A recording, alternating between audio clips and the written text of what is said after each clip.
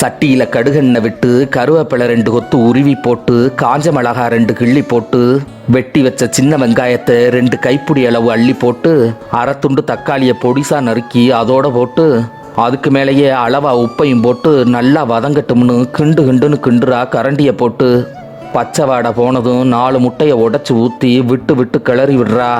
கொஞ்சமாக கொத்தமல்லி இலையை போட்டு மிளகுத்தூள் கொஞ்சம் தூவி விட்டு பொத்து நாப்பில் அள்ளி தட்டில் போட்டு கொண்டாந்து நீட்டுனா புருஷனுக்கு. அது இருக்கு ஓராளு சாப்பாடு அளவுக்கு. மலர்ந்து மலராத மல்லிகைப்பூவை மொத்தமாக அள்ளி அந்த தட்டில் குமிச்சா எப்படி இருக்கும்? அப்படி இருக்குது முட்டை பொரியல்.